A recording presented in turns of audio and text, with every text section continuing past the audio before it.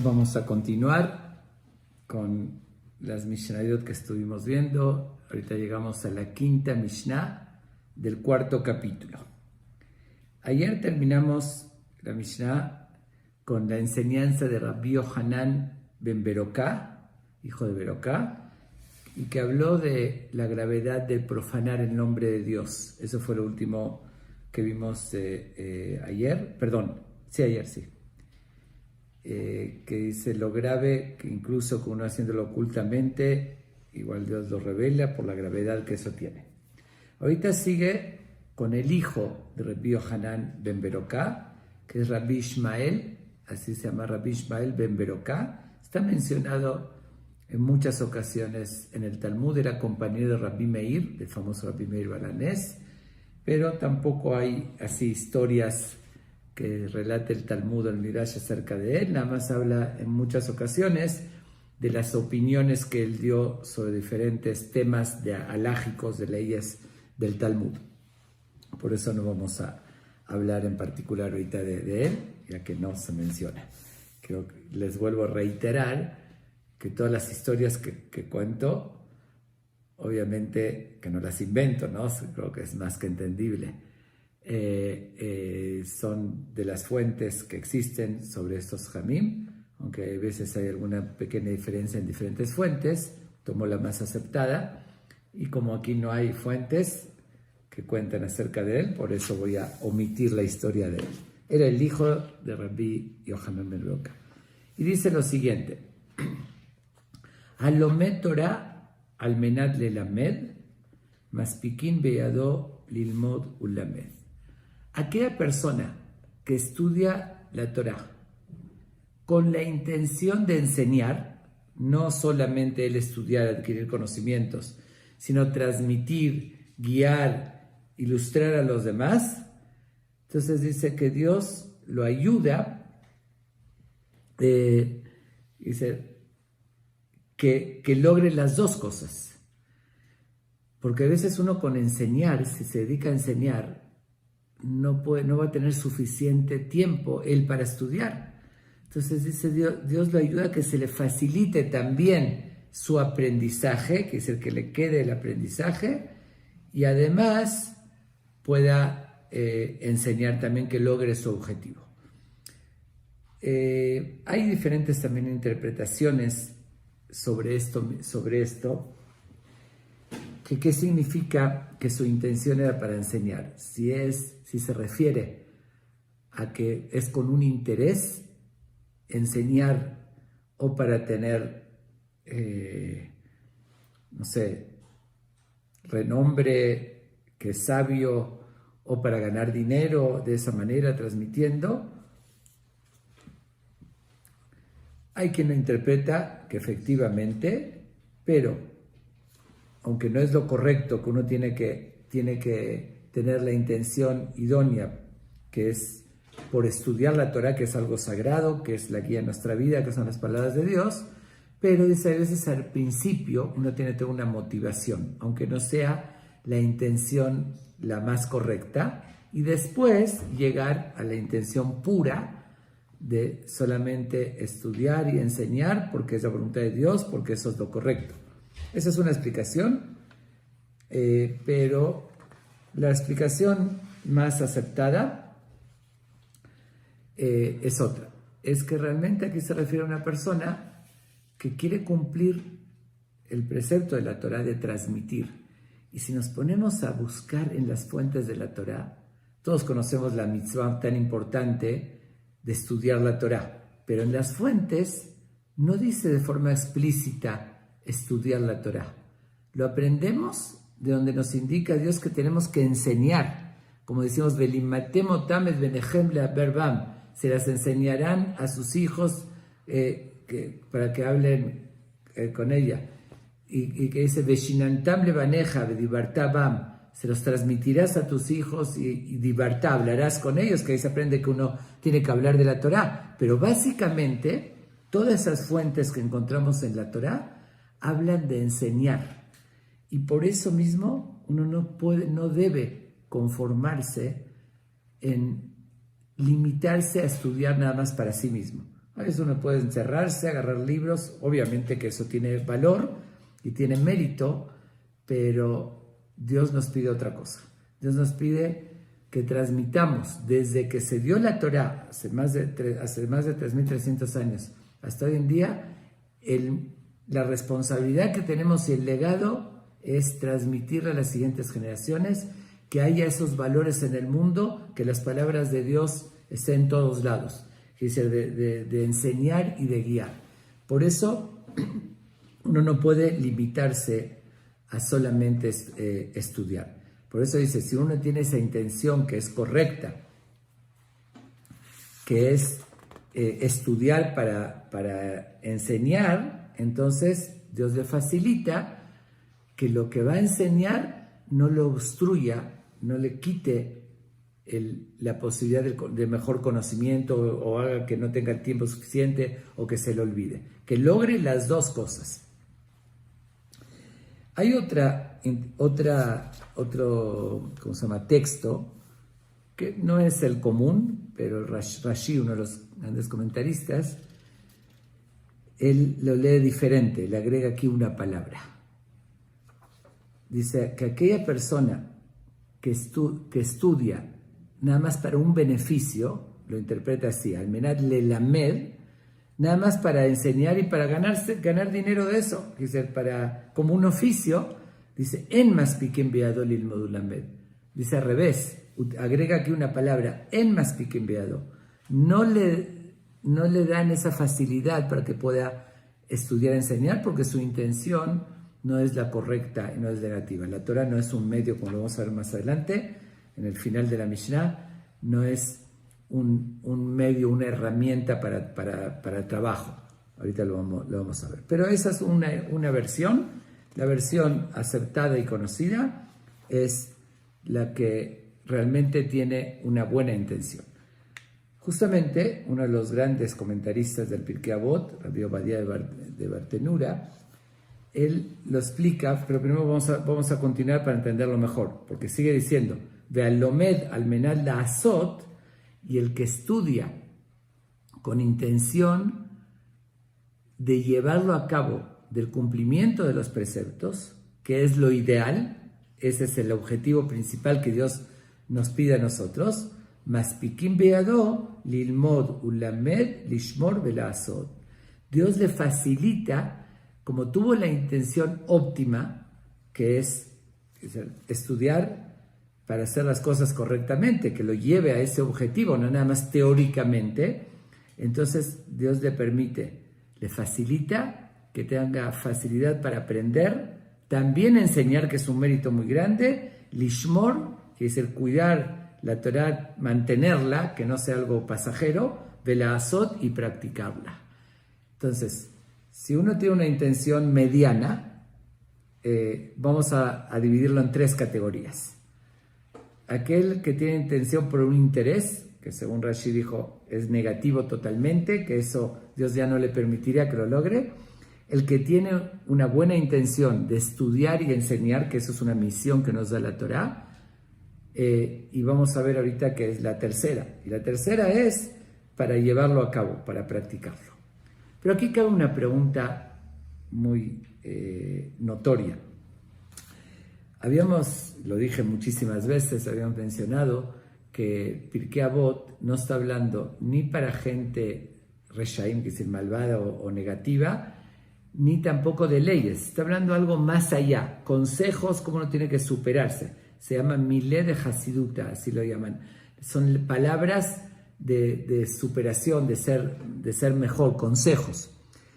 Entonces, si dice al final, el que estudia con la intención de practicar, queda a entender que la primera opción que dijo no se refiere al que estudia con la opción de practicar. Dijo el que nada más de enseñar y no practicar, y si estudia no para practicar, pues esta persona está fuera de lugar totalmente. Me refiero, obviamente que uno debe estudiar la Torá, que son leyes, no como una teoría y filosofía nada más de curiosidad, sino para practicar. Entonces no estamos hablando de una persona incorrecta, fuera de contexto, que de eso no habla el Pirkei Avot. Entonces, ¿qué diferencia hay del primero al segundo?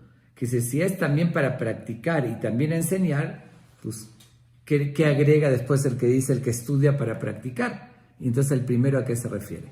Y aquí es donde Rabbi Obadiah de Bartenura, como iba a mencionar hace un momento, uno de los principales comentaristas del Pirkei Avot, nos dice lo siguiente. Él le da cierta interpretación para responder a esta aparente o contradicción o dificultad de entender este concepto. Y nos dice lo siguiente.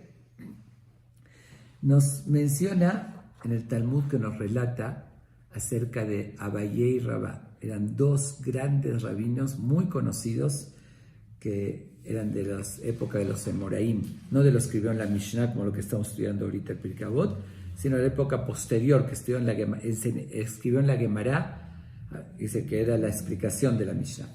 Eran muy famosos, el que estudia algo de Talmud tiene que haber oído sus nombres, Abaye y Rabá, y menciona la diferencia de Abaye y Rabá, porque uno tuvo una vida más corta y el otro vivió más años. Entonces dice Rabá, él estudiaba Torah y enseñaba, pero no se ocupaba lo suficiente de Gemilut Hasadim, que significa ayudar a los demás, buscar cómo ayudar, porque estaba metido en su estudio. No sé, seguro que estudiaba con intención de cumplir, y era un gran rabino que cumplía todos los preceptos de la Torá, y también de enseñar. También nos enseña, nos dejan enseñanzas muy sabias en todo el Talmud, pero él dedicaba prácticamente la mayoría de su tiempo absoluto al estudio y a enseñar, y no a ayudar a otros, porque eso le quitaba tiempo. No quiere decir que cuando se le presentaba una oportunidad de ayudar, que no ayudaba. Seguro que sí, seguro que cumplía mitzvot y demás, pero no era algo prioritario. Y dice, y Abaye también estudió Torah, también enseñó, pero también se ocupó de Gemilut Hasadim como una forma, como algo prioritario, y por eso vivió más años. Dice, Dios lo premió, porque los dos venían eran descendientes de Elí, que hubo sobre esa familia un destino que iban a morir jóvenes. Entonces, a pesar de eso, Abaye vivió más años porque se ocupó en Gemilut Hasadim. Así dice el Talmud, en el Tratado de Rosh Hashanah, página 18. Y este Rabbi Obadiah de Bartenura explica de esta forma la Mishnah. Cuando dice el que estudia con la intención de enseñar, se refiere como Rabá. Obviamente de practicar, seguro que sí. Sin estudiar no puede practicar. Pero más al estudio y enseñanza que a buscar cómo hacer más méritos de ayudar a gente y demás. Entonces dice eso, está bien, es una buena intención, le facilitan estudiar y enseñar. Pero el que estudia y va más allá, quiere también dedicarse al objetivo al final de la Torah, emular a Dios, como Dios ayuda desinteresadamente, también ayudar a los demás, a esa persona llega a un nivel superior y le facilitan, como Abaye, que también estudió, también enseñó, también lo protegió la Torah y también pudo llevar a cabo esa práctica. Ok. Esa es la primera enseñanza que nos enseña Rabbi Ishmael, hijo de Rabbi Yohanan, que fue el anterior. Ahora, por lo general siempre hay una relación, no es de forma absoluta, pero Rabbi Yehuda Nasi, que ordenó las Mishnayot, por lo general puso una detrás de la otra por alguna relación que hay entre una y la otra. Aparentemente aquí no vemos ninguna. Antes habló de profanar el nombre de Dios y de la gravedad, y ahorita está hablando de otro concepto. Pero sí se podría explicar que efectivamente aquí lo ordenó de esta manera porque sí hay una relación con la anterior. Es uno de los peores pecados, como yo lo mencioné, que existe en la Torah, es profanar el nombre de Dios. Va más allá que cualquier otra falta. Eso es dar mala imagen, desvirtuar, o más bien dar un mensaje negativo de las enseñanzas de Dios, ese es el pecado tal vez de los más graves que hay. Ahora, cuando uno ya lo hizo, prácticamente no lo puede corregir. Dejó una mala imagen, es algo que, como dije, una falta muy, muy grave. Lo único que sí podría hacer para amortiguar y para compensar un poco, aunque no pueda corregir lo anterior, es santificar el nombre de Dios, que es lo opuesto. Dice, para contrarrestar el profanar el nombre de Dios, la mejor manera es santificar. Entonces a eso se refiere esta Mishnah. ¿Cómo uno santifica el nombre de Dios? Es transmitiendo, enseñando los valores verdaderos de la Torah, guiando, iluminando, que la gente vea qué sabiduría tiene la Torah que Dios nos da, qué valores, qué guía para la vida, qué equilibrio en todo. Esa es la mejor manera de santificar el nombre de Dios. Y hay dos niveles. Una es estudiar y enseñar, y la otra todavía ir más allá y enseñar y actuar y ayudar a la gente. Esa es la mejor manera de santificar el nombre de Dios. Digan, mira, esta persona que tiene valores de la Torah, que tiene estudio, mira cómo ayuda a los demás, cómo hace el bien. Esa es la mejor manera de santificar. Entonces, por eso esa es la relación con la Mishnah que vimos ayer. Ok, esa es la primera parte de la Mishnah. La segunda parte sigue diciendo, y cambia aparentemente de tema, pero obviamente sí tiene una relación porque lo pone en la misma Mishnah. Dice Rabbi Tzadok Omer. Rabbi Tzadok decía. Rabbi Tzadok, ¿quién era? Algunos, si hay alguien que me está siguiendo todas las noches y prestó mucha atención o tiene buena memoria, lo vimos hace un tiempo, hablamos de este Rabbi Tzadok.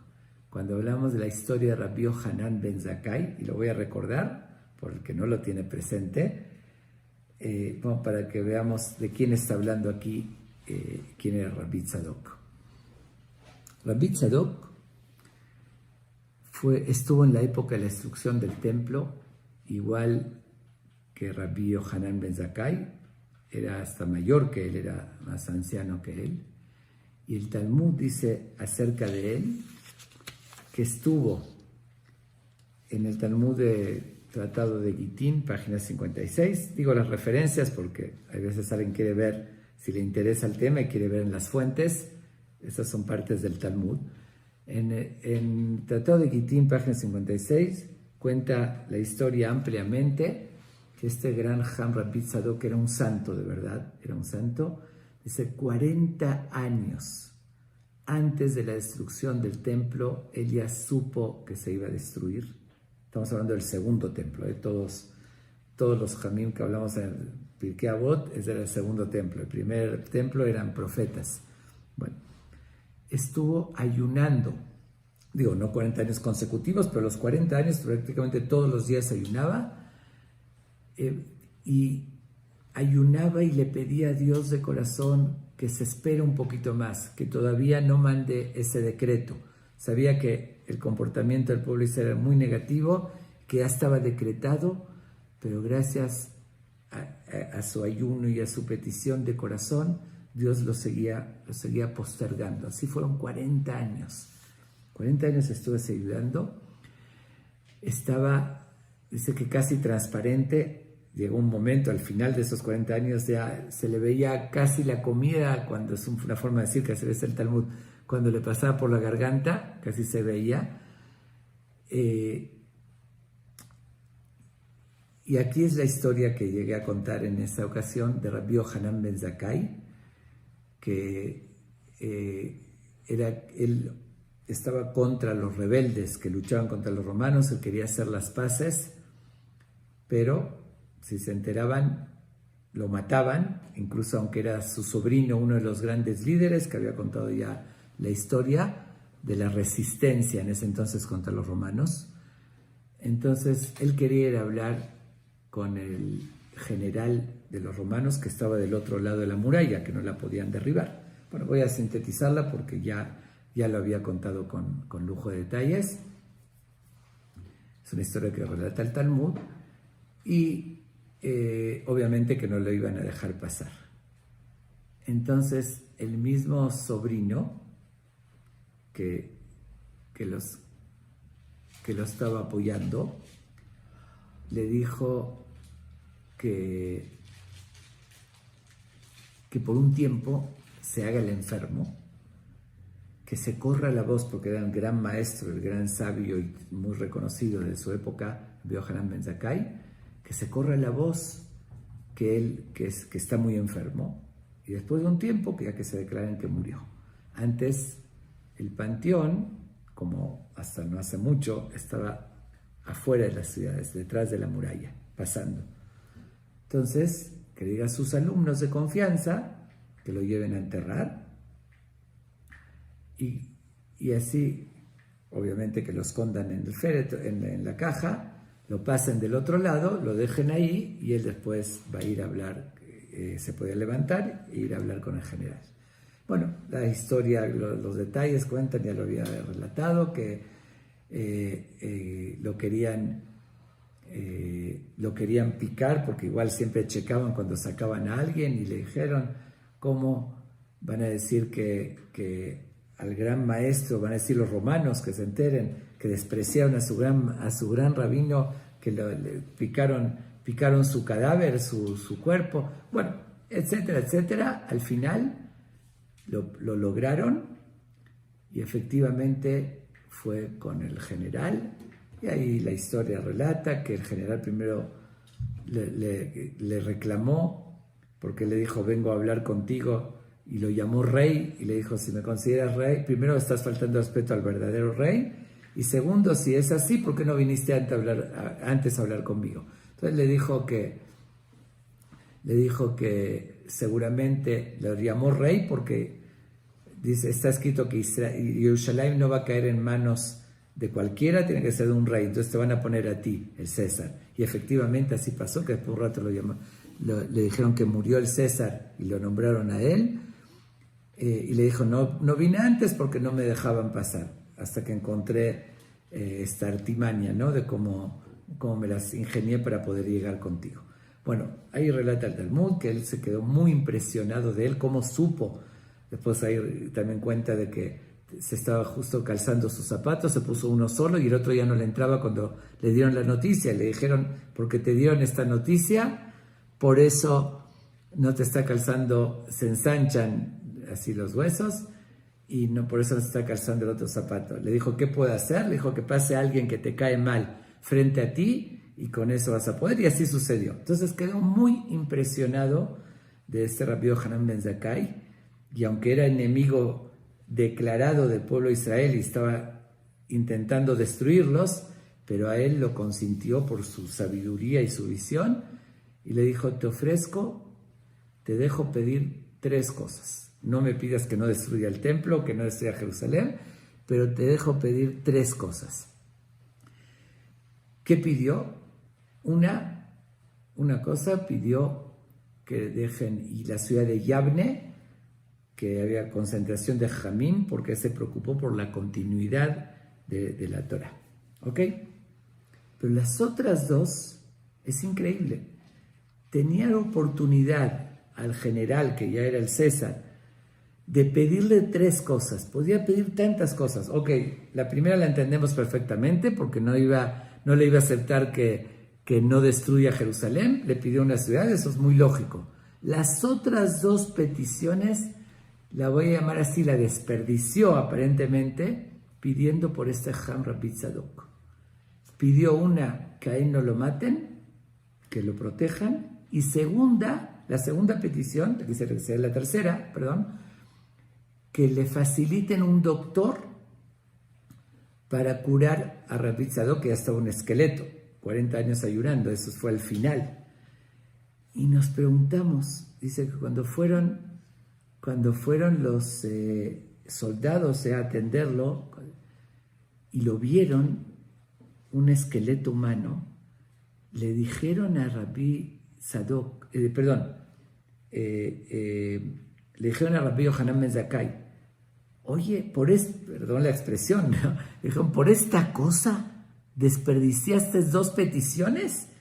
Y se podías pedir al César lo que querías, y se le caíste bien, y pediste por este esqueleto humano que no lo matemos y que lo curemos. No podías pedir cuántas, no sé, riquezas, familias, ayudar a hacer, 1000 cosas podías pedir, algo del templo recuperar. Esas fueron tus peticiones. Les dijo Rabbi Yohanan ben Zakkai. Y oigan bien, porque vamos a hablar ahorita de esta a ver su enseñanza. Le dice, si habría otro como él, jamás podrían conquistar Jerusalén. Por él, 40 años, Dios lo fue postergando y no lo permitió. Pero si habría otro de su categoría y del nivel de él, jamás se destruiría, nunca podrían. Se quedaron así, por eso Rabbi Yohanan ben Zakkai hace 2 peticiones al César relacionadas con él, una que no lo mate, obviamente, y otra no era suficiente que no lo mate, que lo curen, y le fueron dando, ahí relata que le fueron dando un jugo, que hice un líquido de la harina, de a poquito, cucharaditas, así, hasta que se fue recuperando. Para que veamos quién era este gran Rabbi Tzadok, que nada más se mencionó una vez en el Pirkei Avot, pero su nivel era algo fuera de serie. Otro relato, que lo relata en el Talmud, el Tratado de Kiddushin, página 90, dice que una vez, eso fue obviamente antes de cuando ya estaba desvaneciéndose, ¿no? Parece que él era muy guapo, Rabbi Tzadok, y la llama matronita, una mujer de muy alto nivel del gobierno de los romanos, lo deseó a él, manda a sus sirvientes que se lo traigan. Estamos hablando de una época de dictadura absoluta, que no era preguntar. Entonces, abiertamente le hace conocer sus intenciones y él lo que le dice, porque ya desde ese entonces ya él ayunaba, no estaba desgastado, no era todavía un esqueleto, pero ya él ayunaba en el día. Entonces le dice, la verdad estoy muy débil, ahorita no tengo fuerza, para eso necesito comer. Entonces ella, conociendo el judaísmo, la religión, le dice, sí, te puedo hacer carne, pero no es carne kosher, pues no es carne pura. Y le dice, da lo mismo, si igual voy a estar contigo, pues es lo mismo que coma carne no kosher, ya es, igual estoy pecando. Entonces obviamente que no era su intención. Entonces ella prende el fuego, prende la parrilla para ponerle a hacer carne. Cuando ya la prendió, que era su intención, él se avienta sobre la parrilla y ella se espanta. ¿Qué haces?, le grita así espantada. Le dice, la verdad, para violar una prohibición, que si cometer un pecado tan grave, voy a tener unas consecuencias similares a aventarme a la parrilla. Ella se queda impresionada, le dice, ¿tan grave? ¿Es algo, una falta tan grave? Le dice, sí. Entonces, ahí sí lo deja, vio hasta qué grado él estaba dispuesto. Dice, primero no podía decir nada porque sabía que lo iba a matar. Dice, hasta qué grado estaba dispuesto a defender sus principios, que quedó impresionada y lo perdonó. Es otro relato, hay muchos más de él, pero como ayer mencioné, es que no siempre se me va a dar, pero ahorita quiero tratar de hacer más corta la clase, a ver si lo logro. Entonces me voy a limitar con estas historias de Rabbi Tzadok, que nada más yo creo que es suficiente para ubicarlo qué nivel espiritual tenía Rabbi Tzadok. Vamos a ver qué nos dice en la misma Mishnah. Obviamente que hay una relación con lo anterior. ¿Qué dijimos hasta ahorita? Rabbi Ishmael, hijo de Rabbi Yohanan ben Broca, dijo, el que estudia con la intención de enseñar, le facilitan eso. El que estudia con la intención de ayudar o de actuar, de hacer el bien, le facilitan estudiar, enseñar y hacer el bien. Okay. Ahora, Rabbi Tzadok dice, en base a eso, que también se puede interpretar de dos maneras. Según una versión, que el que estudia para para ganar dinero y para enseñar, al principio, aunque después cambie, él dice, está advirtiendo, o incluso el que estudia normal, está advirtiendo algo muy importante. Dice, Alta Asem Atará Leidgat del Baem. Cuidado con hacer de la Torah una corona para enaltecerse. Que dice, uso la corona de la Torah, que dice, de la sabiduría y demás, para ganar honores, respeto. Es utilizar una cosa sagrada para un beneficio personal. Sigue diciendo, Velo Kardom las porbaem, y no como una pala para cavar. ¿Qué significa? ¿Qué es cavar? A ver, ¿qué saco? ¿Qué beneficio saco? O una herramienta de trabajo también se puede interpretar. Dice, de ninguna de las dos, ni para beneficio como orgullo, dice, honores personal, ni como un medio para ganar dinero tampoco. Dice, no puede ser, uno tiene que estudiar por la importancia que tiene la Torah. Ok, después vamos a ver la polémica que hay esta Mishnah, esta parte de la Mishnah. Ahora sí como dicen, se arrojó o se volcó muchísima tinta sobre esto, se habló muchísimo, se discutió mucho, es un tema muy polémico hasta hoy en día y principalmente hoy en día. Sigue diciendo, lo voy a terminar y voy a aclararlo, Bekaja ya Hillel Omer, y cita una Mishnah que ya la estudiamos. Dice, así decía el gran sabio Hillel. Hillel fue el gran maestro que todo el Talmud y todas las leyes seguimos acorde a su escuela. Dice, que por cierto, Rabbi Tzadok era alumno de Shammai, no de Hillel. Sin embargo, en la práctica, aunque él recibió todo su conocimiento de Shammai, en la práctica actuó como Hillel, que era más ligero, ¿no? La conclusión, como fue como Hillel, él siguió la práctica como Hillel. La teoría, el conocimiento lo adquirió de Shammai, pero llevó a cabo las leyes acorde a lo que dictó Hillel. Bueno, pero él dice así, cita a Hillel, algo muy fuerte que había dicho, Udishtamesh betagá halaf. Aquel que utiliza la corona, así lo llama Tagah, la corona de la Torah, halaf, dice algo muy fuerte. Halaf, en una interpretación es que hasta dejaría el mundo, que estaría perdiendo este mundo. Otra interpretación, halaf, es de ahlif, de cambiar. Está cambiando sus intereses personales por la santidad de la Torah. Y es una falta muy grave, que se está, ¿cómo decirlo? Impurificado, distorsionando, profanando la Torah, haciendo de esa manera, cambiando sus intereses por los intereses de la Torah.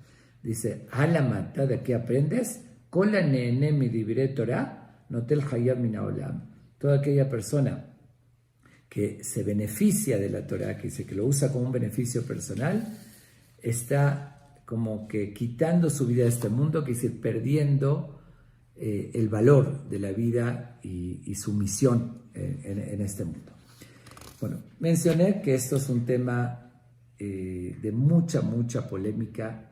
El Maimónides sobre esta Mishnah toma una postura muy fuerte, muy estricta, que en la práctica, en la historia no la siguieron por lo fuerte que es. Él prohíbe de una forma terminante el dedicarse al estudio de la Torah solamente sin trabajar. Pero diciendo con cosas muy fuertes. Si le leo, dice ahí que no pierde el mundo venidero y dice el concepto que conocemos, ¿no? El que se dedica al estudio de la Torah y sin trabajar recibe ayuda de otros para estudiar Torah. Eso causó mucha polémica y el mismo Maimónides cuando lo dijo, sé que grandes rabinos como que no les va a gustar lo que voy a decir, pero así aparentemente dice, no puede ser una herramienta para vivir, como diciendo de eso vives.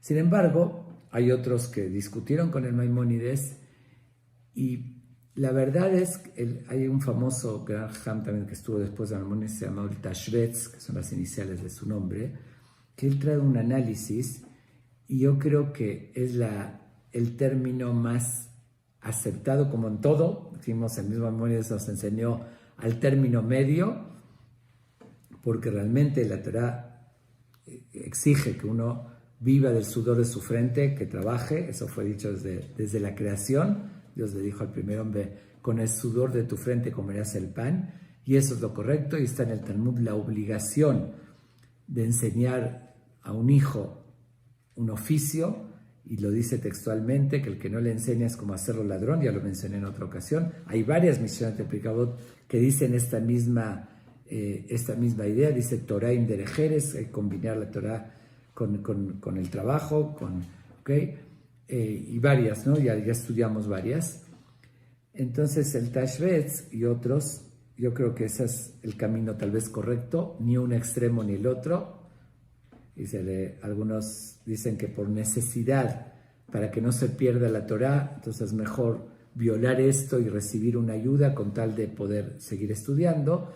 Y realmente es lo que se dijo en las últimas generaciones, que los dirigentes grandes también permitieron, como una situación de emergencia, que mejore el concepto que conocemos como abrej, es el de que el que estudia todo el día y recibe de tzedakah, de caridad, que el Maimónides lo prohíbe totalmente.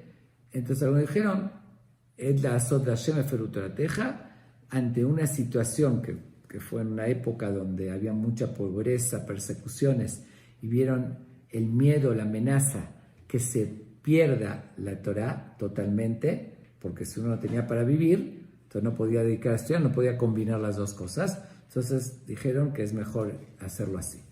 Realmente, lo que dice el Tashbetz es algo intermedio.